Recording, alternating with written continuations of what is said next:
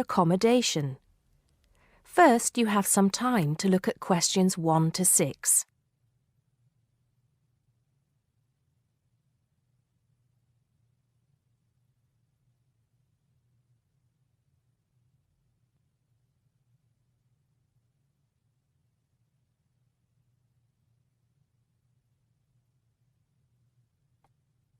Now we shall begin.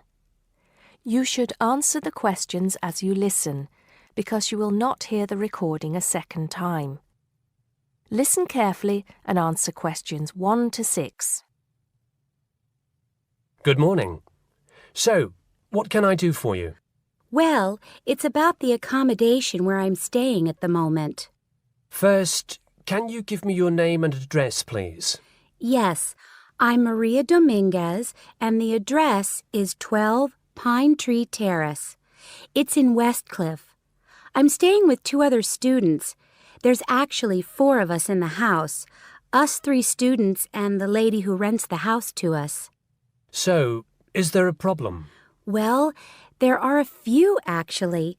You know, I'm a first-year student, and though I lived away from home for a while when I was studying over the summer in Mexico City, I've never lived abroad, and it's a big change for me.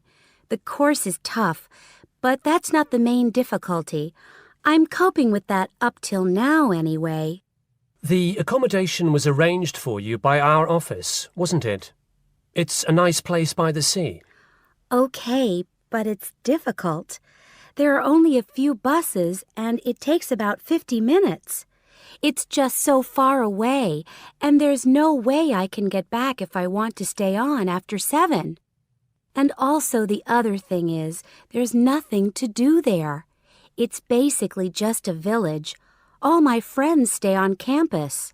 What about the girls you live with? Do you get on with them? Well, when I see them, but one of them is hardly ever there. Mostly she stays in a house with friends. They've got plenty of extra space, you see. The other girl is quiet as a mouse and hardly ever leaves her room. The landlady's friendly enough, though a bit forgetful, and she doesn't keep the place very clean. I don't have any real problem with her as a person, though. I understand it's rather far away. So I suppose you'd like us to find you a place in the halls of residence or closer by in the town. That would be good. You did say in your brochure that most first-year students are offered a place in halls. I think it actually said final year students have priority there.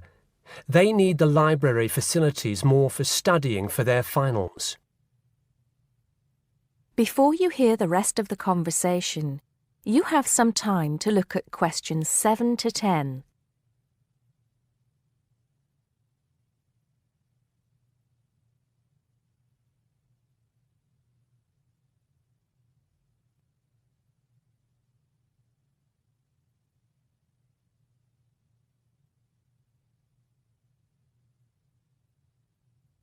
Now listen and answer questions 7 to 10. Anyway, let's see what we can do. Just a moment, I'll check what might be free. Sometimes students drop out or move from halls, though we were full at the beginning of term. By the way, have you checked the student notice boards? You know there's one in each of the 4 colleges, don't you? There are often requests for people to share houses, and it can be quite cheap. No, I hadn't thought of that, but it's a bit of a risk living with complete strangers. Now, I see there's a room free in Hillside College. That's the one with the tall tower, right? That's it. It's the smallest college and has a reputation for being quite fun. Oh, but it's a shared room. Would you consider that? That's going to be a problem for studying, isn't it? What if she plays music all the time, and maybe we won't have anything in common? Maria, I see you're studying history. So is this girl, Francesca. She's Italian. Well, at the moment I'm doing the General Humanities course, which includes history, but actually I'm planning to change to literature quite soon. That's not the thing, though. I really want a room on my own. Right. I'm afraid I don't see any other openings. There's nothing showing up on the computer, at least on campus. Well, if I have to stay where I am now, I'm going to find it more and more depressing. Here's one more thing we can try. The university owns several places on the Thanet Road and also by the West train station. Both of these are about a 20-minute walk down the hill. They're not the newest of buildings, but I could check for you. Can you come back tomorrow? Oh, no, that's Saturday.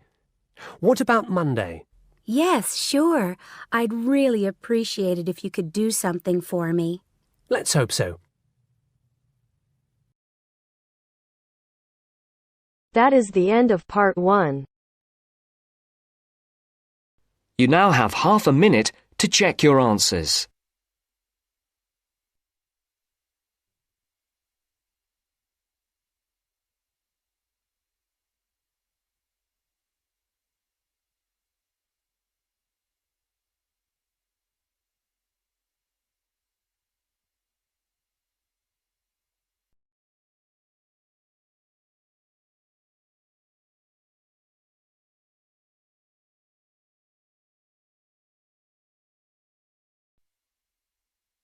Now turns to part 2.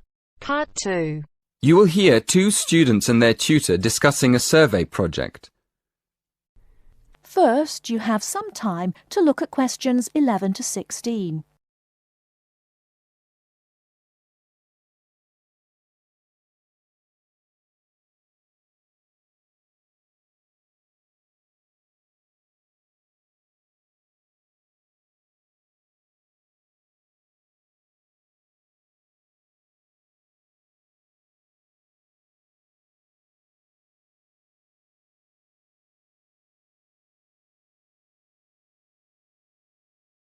Now, listen carefully and answer questions 11 to 16.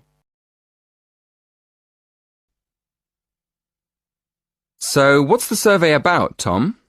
It's about where students want to live and how they choose.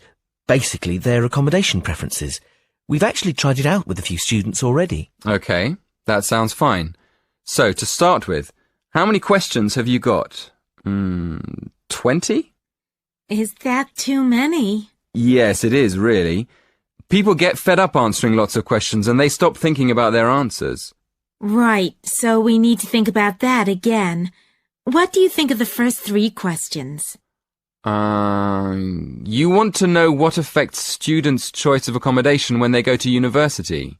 Yes, we want to find out which has the most effect. The cost, the number of rooms in the house or flat, or the distance from campus. And then we asked another question. Oh, yes? What else did you want to find out? Well, we wondered whether public transport was important. You know, not many students have cars, so it might be quite important for them to be near somewhere where they could catch a bus or train. Yeah, that's a good question. Before you ask any more people, I've got a couple of suggestions for improving the questionnaire. First of all, I think you need to ask fewer questions. As I said, 20 is really too many. I'd cut it down to 10 if I were you. Okay, 10 questions only. And is there anything else you think we should do? Well, yes. Some of the questions are actually quite complicated. I think you should make them clearer. I think they should be easier to understand. And what do you think about asking more questions about cost? No, I don't think you need any more about cost, but you could ask a couple more questions about the reasons for students' decisions. So we should ask some more questions with why. Yes, I think you'd get quite a lot more information if you did that. Thank you. Before you hear the rest of the talk, you have some time to look at questions 17 to 20.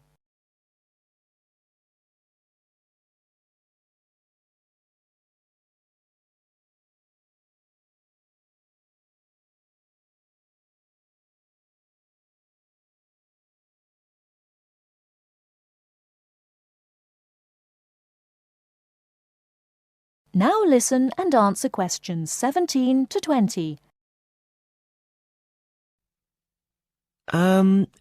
We've already got some results from our first questionnaire. Do you think we could use them? I don't see why not. What have you found out so far? Well, the number of rooms was only important for 16% of the people we asked. It looks like a lot of students are quite happy to share a room, and even fewer people were concerned about being near a bus stop. Only 10%, in fact. I'm surprised about that. But what about the distance from the university? Well, that was quite important. Around 20% of the students we asked wanted to be close to campus. That makes sense. And what about the cost? Yeah, as we expected. The cost was by far the most important factor. More than half the students were concerned with the cost. 54% to be exact. Only 54%? I thought it would be closer to 80%. That is the end of part 2. You now have half a minute to check your answers.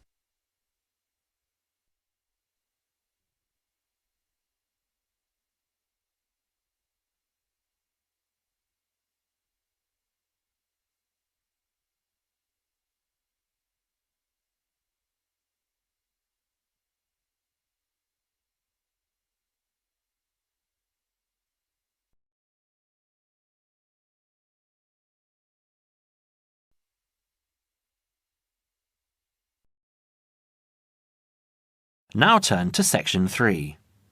Section 3.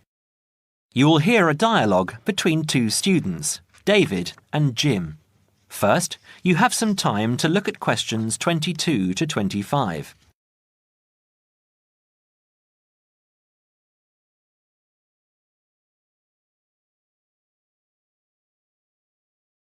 Now listen carefully and answer questions 22 to 25. Hi, Jim. Hi, David. I'm glad I found you. I've got a topic for our presentation next month. What is it? I thought it would be a good idea to talk about glass and how it's recycled. That doesn't sound very interesting. That's what I thought, but it is. Did you know that glass has been around since as early as 4000 BC, when glass was used in the Middle East as a glaze to decorate beads? Is it really that old? Yes, and by 1550 BC, coloured glass vessels were widespread and used for cooking and drinking. The earliest known clear glass is a vase found in Nineveh in Assyria, dated from around 800 BC, which is now in the British Museum here in London.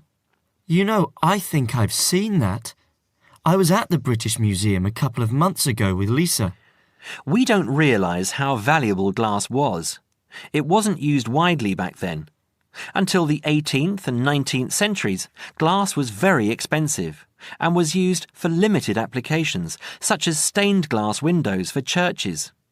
Large-scale glass manufacturing began with the Industrial Revolution, with the mass production of glass containers beginning at the onset of the 20th century, and glass light bulb production automated in 1926. How expensive? I don't know.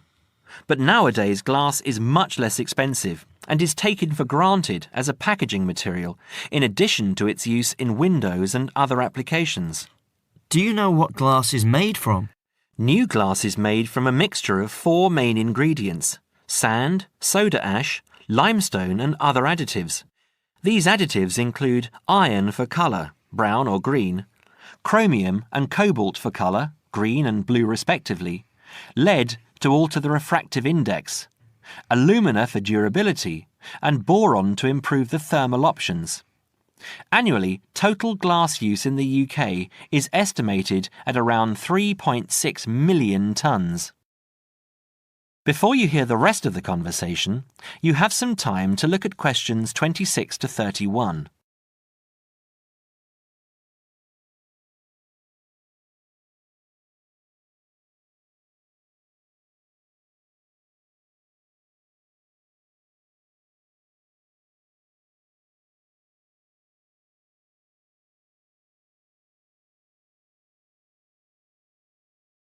Now listen and answer questions 26 to 31. You're kidding. That's phenomenal. What do we do with all that glass?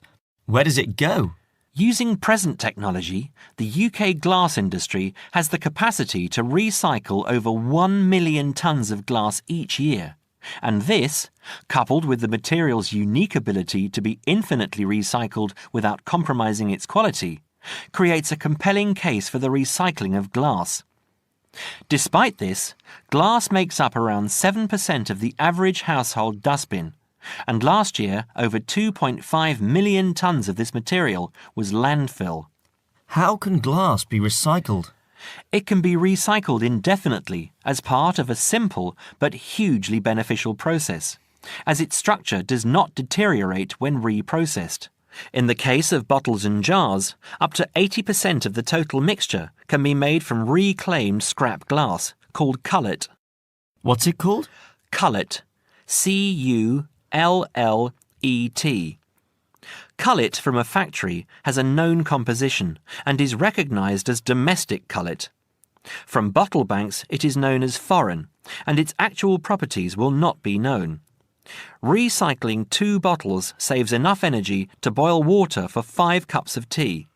You know, I wouldn't mind a cuppa now. Did you know that recycling reduces the demand for raw materials? There is no shortage of the materials used, but they do have to be quarried from our landscape, so from this point of view, there are environmental advantages to recovering and recycling glass. For every tonne of recycled glass used, 1.2 tonnes of raw materials are preserved. Recycling also reduces the amount of waste glass which needs to be used as landfill. I know. It's a social conscience we all need to have. Taking part in recycling the waste we produce makes us think about the effects we are having on our environment and enables us to contribute towards a greater level of sustainability. It's not all about economics, you know. I'm sure you're right, Jim. That is the end of section 3. You now have half a minute to check your answers.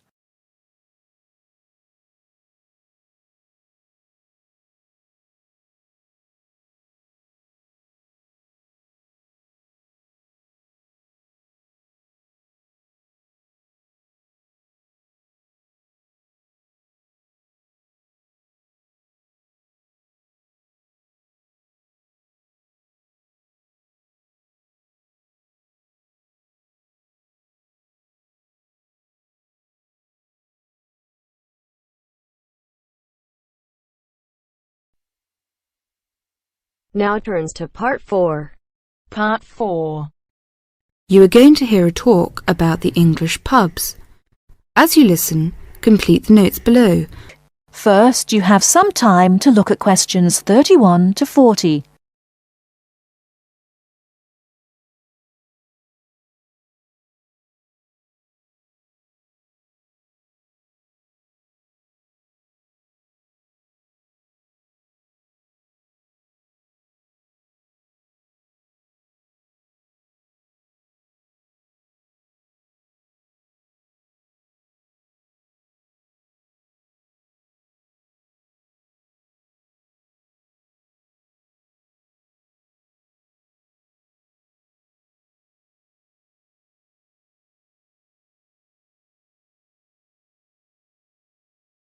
Now listen carefully and answer questions 31 to 40.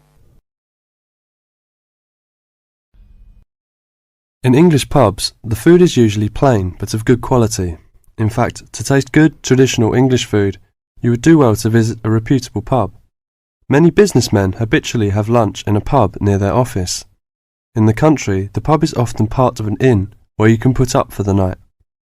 The Englishman's favourite drink is beer. There are 3 different methods of serving beer in Britain. As you'd expect, some beer is served in bottles. Beer that comes from a tap is called draft beer, and there are 2 different methods of serving it. Keg beer is served with modern method, which uses a gas called carbon dioxide, and traditional draft has no gas in it, and a pump is used to pull the beer up the pipe and out of the tap. Keg beer is served colder than traditional draft. It's easier to look after, and some keg beers are sold almost everywhere in Britain. This means that you can always have exactly the same drink in any pub that sells a particular keg beer. Traditional British beer is probably quite different from the beer in your country. It has no gas in it, and it's not served very cold. But this is not a mistake. Traditional beer drinkers will tell you that this allows you to taste the beer better. Traditional draft is not always looked after as well as it should be, but in a good pub, a traditional draft beer drinker will tell you there can be no better drink. There are a lot of different breweries, companies that make beer, in Britain, but they make the same types of beer, and you can see them in the list below. Lager is the kind of beer that is common in many countries. Normally keg is served cold. Strong lager is often available in bottles. Bitter is the most popular kind of British beer. It tastes slightly bitter and can be keg or traditional draft. Most pubs have more than one kind. Guinness is a thick, almost black, bitter-tasting Irish beer. Pale ale is less strong and a bit sweeter than bitter, and often is keg. Mild is a fairly sweet beer, often dark, not as strong as bitter. It can be keg or traditional. It cannot be found everywhere. Bottled beers are sometimes served cold. There are several kinds available. For example, light ale like pale ale. Brown ale is a brown, often rather sweet beer. Stout is a very dark beer. Law regulates the pub's opening times. Local variations are possible, but usually a pub is open from 11:30 to 3 o'clock, and from 5:30 to 10:30 or 11 o'clock. Betting is forbidden in pubs. Children are not allowed on licensed premises, which may mean that father and mother cannot have a quiet drink together if children are with them. In the old days, when people drank too much and pubs were often rowdy, the law against children entering pubs was a wise one. Today, drunkenness is much less frequent than it was, say 50 years ago. It would be quite wrong to consider the average English pub as anything other than a respectable, friendly place that provides good drink, good food, and a pleasant social atmosphere. Far too often the foreigner has read accounts of sordid 19th century drinking places, haunted by people whose one desire was to drink as much as they could afford as quickly as possible. That is the end of part 4. You now have half a minute to check your answers.